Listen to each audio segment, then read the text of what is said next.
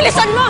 Ano ba siyang nakataka si Alicia? Tulungan mo ko, hanapin natin siya! Kunin mo yung susi ng gate! Bilisan mo, pasok sa loob! Aling Alicia, nakatakas? Oo nga! Tatakatakan ka pa siya! Bilisan mo, kunin mo yung susi ng gate! Dito lang daw yun eh. Di ba ito yung mga apartments ni Mama? Lintik! Paano nakalabas yung babae niya dito? Si Alicia!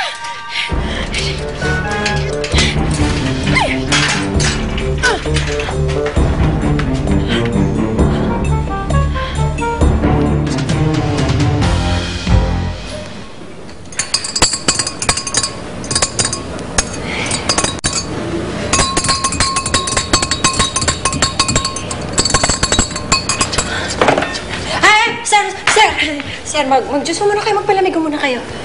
Masarap po yan. Dito lang pala kayo nakatira. Sayang, walang nakikinabang dito. Nabubulok lang.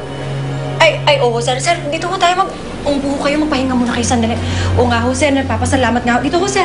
Nagpapasalamat nga ho kami kay Ma'am Alona na pinatuloy niya ho kami dito. Nangako rin naman ho kami na kami na ho magpapaayos nito kapalit sa mga tulong niya.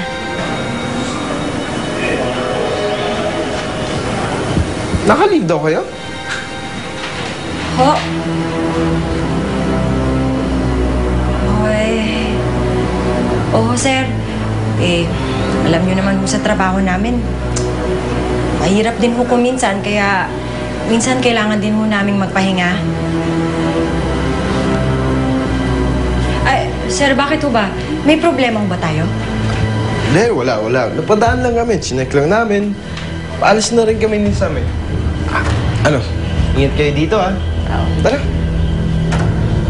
Sige ho, sir. Mag-ingat din ho kayo. Sige ho, sir.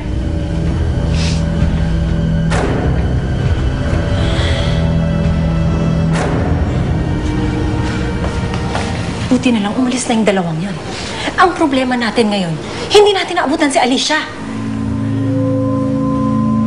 Cellphone nga. Pero may cellphone mo dali. Tawag ako si Ma'am Alona. Ano ba to?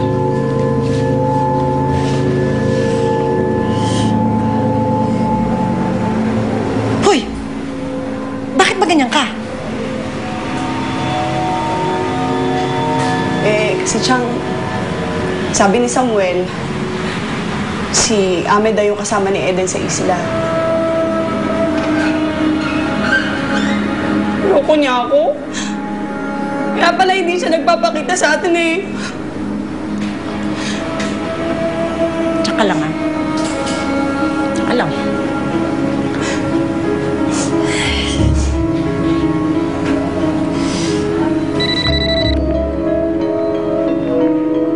Hello, Perla? Si Ma'am Alona, may problema ho tayo eh. Anong problema? Ma'am, nakatakas ho si Alicia. Dumating kasi sinasig dito eh. Hindi ho namin inabutan si Alicia. Ano? Ang tatanga niyo! Ano nangyari? Si Alicia! Si Alicia, nakatakas. Tawagan mo si Chad.